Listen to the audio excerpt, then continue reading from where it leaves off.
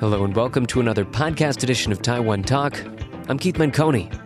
This week, international media teams are going to be descending on campaign rallies and press events all over Taiwan to give the world a glimpse of one of Asia's newest democracies in action. Now, over the past couple of days, I've been speaking to some of those foreign correspondents to get to know the people who are going to be determining how this thing gets covered. And today on the show, we're going to be bringing you bits and pieces of those conversations. Now, just to be clear, a lot of the reporters in town for this election are just here for a week or two, and then they're going to be returning to their usual beats, wherever that might be. The people we're going to be speaking with today have lived and worked in Taiwan for years. This is their beat, and they do know it well. So these are the Taiwan old hands, so to speak, that we're going to be hearing from today. I hope they don't mind me calling them that. Lots of them to get to, so let's get cracking. First up, we've got a U.S. expat who's going to be writing about the election for the L.A. Times, the Christian Science Monitor, and the Voice of America. My name is Ralph Jennings. I'm a contract reporter based in Taipei. This will be his third time covering an election here in Taiwan, and he says this one may get just a little bit more media attention than those he's covered before because of the widely held expectation that the presidency is going to trade hands to the DPP. Meaning that the China policy may change, and this could be heralding new relations with China and maybe a lot of other new things. So, a little more interest, yes, but exactly whom is that interest coming from? Well, for a foreign correspondent, that can be a tricky question to answer because it can be hard to pin down just who your audience is. In order to conceptualize it, I try to think of somebody who I don't know and won't ever meet, but who has a passing interest in Taiwan. They're concerned about Asia, they're concerned about China as a neighbor to all of us, and they want to know the equation between China and Taiwan, and they want stuff kind of fed to them wholesale. They don't want too much minutia and too many details. They want to know what happens and then why it matters. So obviously, for a foreign correspondent, you've got to think about your audience a little bit differently than your typical reporter does. But the real difference is in the work itself. The actual act of going out and reporting in a country that you did not grow up in. For example, Ralph told me that even though he's considered a foreigner here in Taiwan, it's actually much easier to get close to the action in Taiwan politics than it was when he reported in the U.S., and that's for a very simple reason. He says the U.S. government is just too big to really get a handle on. It's hard to personalize a story. It's hard to see things up close unless you happen to be in Washington, which I never was. Local elections in the U.S. can be far more interesting if you cover something at the really granular level, a city of 4,000 people or even a city of 500,000 people. You can meet the candidates, you can interview them, you can talk to a lot of voters, you can explore the issues, you can go see things and signs of issues that you're covering, and it's all very real, much like Taiwan is. It almost even national politics in Taiwan almost feel like local politics in a way, more up close and personal. It does, yeah. Taiwan's population is still smaller than the state of California. Right. This is where I was covering news in the States. Once again, we've been speaking so far with Ralph Jennings. The next reporter we're going to meet today also likes her politics up close and personal.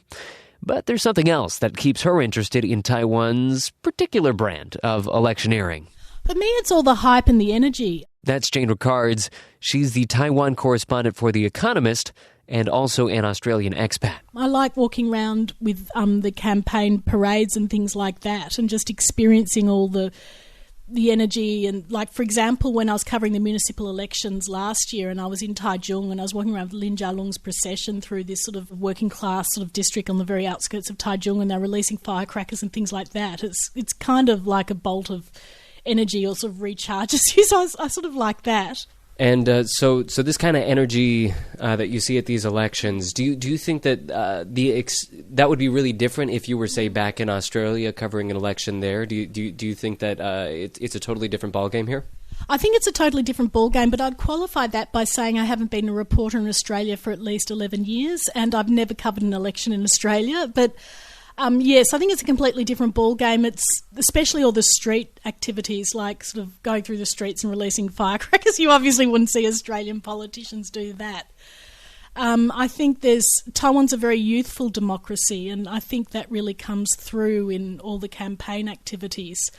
Australia's been a democracy much longer, and it's got very strong and stable institutions, and people just don't get fired up as much. I mean, Australian apathy to politics is just famous, the sort of laconic, who gives a whatever. So, you can really, this is a very young democracy and a lot of zeal for politics, and I think that got an extra burst of momentum with the Sunflower Movement, and you can see a lot of young activists are running for election, like with the New Power Party. Huang Guochang was a leader with the Sunflower Movement. He's heading the New Power Party, and then you have young activists running with the Green Party SDP coalition. And there's a zest for politics, which is sort of expressed quite a lot in activities which you don't sort of see so much in Australia.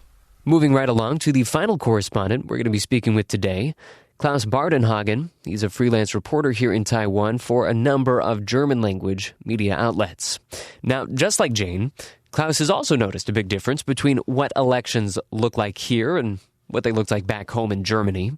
When I spoke with him, he told me that maybe the biggest difference is that the emotions just seem to run a little bit higher here in Taiwan politics.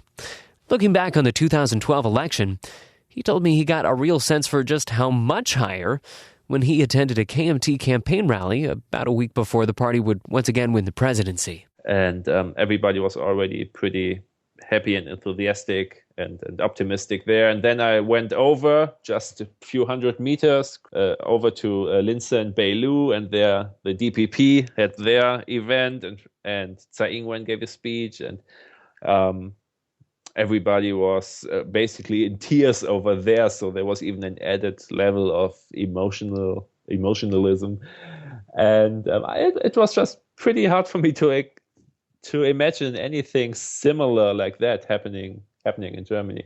Looking back, also back in 2012, now the very night before the election, Klaus attended the campaign rally for Tsai Ing-wen, at which former President Lee Teng-hui, then in his late 80s, paid a surprise visit.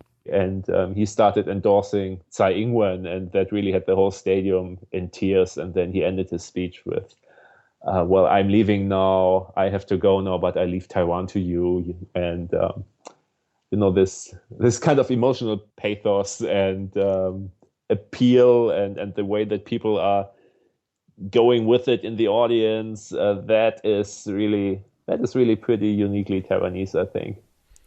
So generally, the thing that really takes you about Taiwan is just I guess I would almost say the pitch of the election, or the emotional relevance. Yeah, right. The importance that people attach to it, rationally as well as emotionally.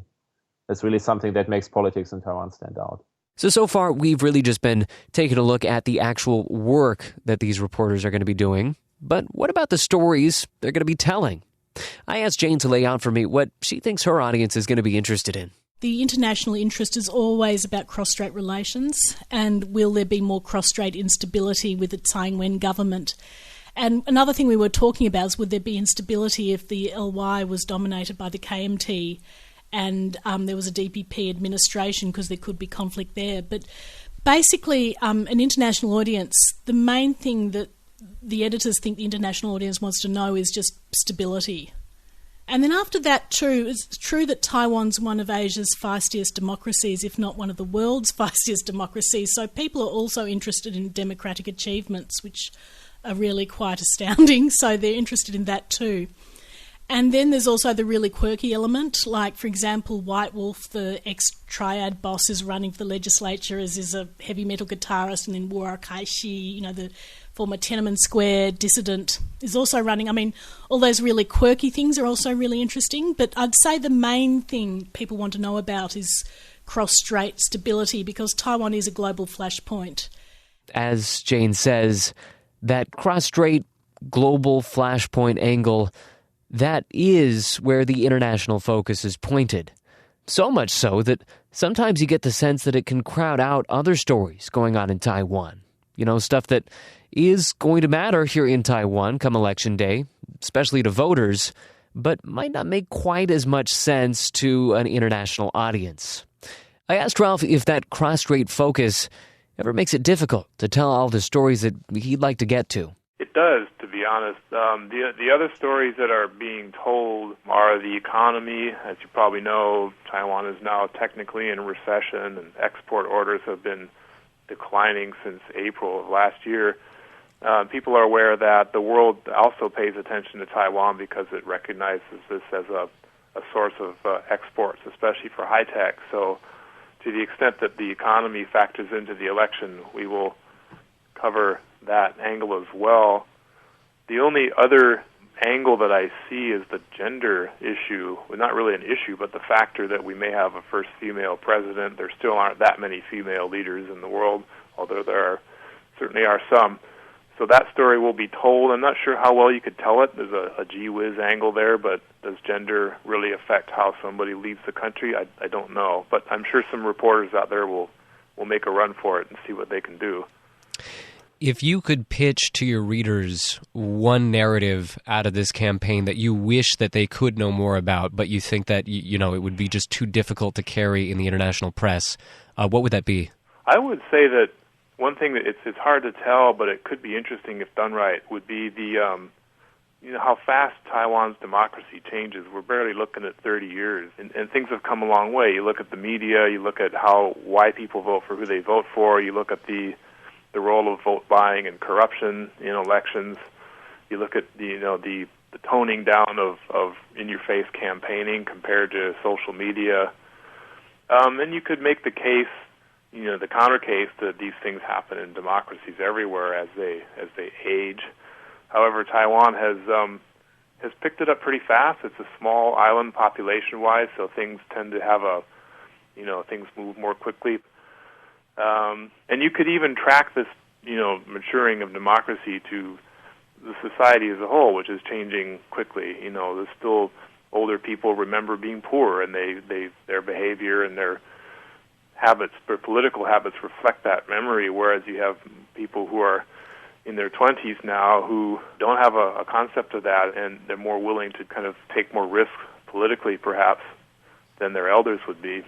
When I spoke with Klaus, meanwhile, he also emphasized some of the recent social changes here in Taiwan as being really key to understanding this election, and in particular, why we are more than likely about to witness big gains for the DPP. The reason that we're seeing this happening, which we did not expect 4 years ago, is that Taiwan's civil society has really been shaken up and awoken by the social movements that happened here, of which the Sunflower Movement, this parliament occupation, was only the pinnacle. There was a lot going on before that. So one of the important stories for me would be to say that a long time feeling of dissatisfaction with the government and social unrest now is leading to political change. Now, of course, all of this is by no means to suggest that the cross-strait angle doesn't matter. In fact, Jane told me that sussing out exactly what this election is going to mean for cross-strait relations is absolutely key. And she also made the case to me that helping her audience understand this particular angle won't just be important for, her audience. It's also going to be important for Taiwan as well. What's probably most alarming about the situation of Taiwan Strait is misreporting.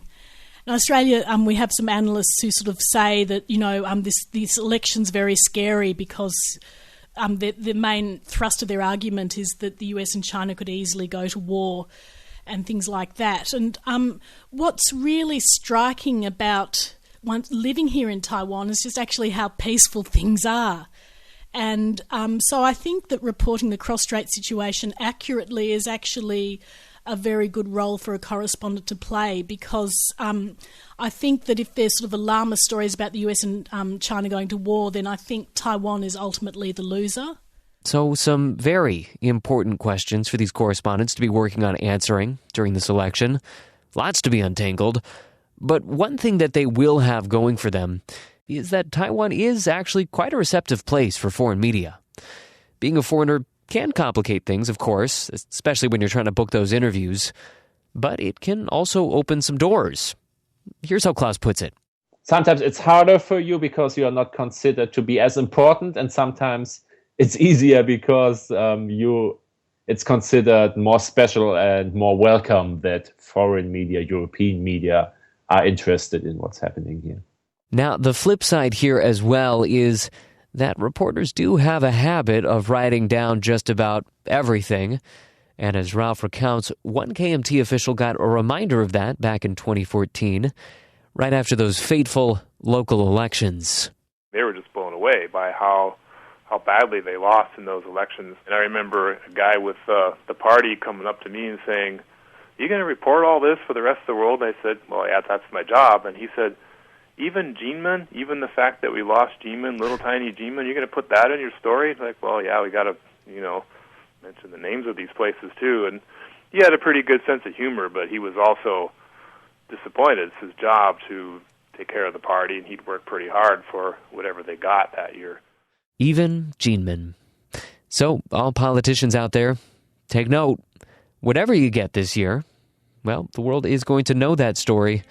And the folks that we spoke with today, they're going to do their part to make sure that story gets told right. Big thank you to Ralph Jennings, Jane Ricards, and Klaus Bardenhagen for speaking to me. Look for their bylines as the election gets rolling. Between the three of them, probably will not have to look too hard. As always, would love to hear from everybody out there. You can let me know what you thought of today's show, or tell me what part of this election you wish was getting more coverage. Shoot me an email, keith@icrt.com.tw, or tweet @KeithMenconi. That is it for today. Thanks for listening. For ICRT one more time, I'm Keith Menconi.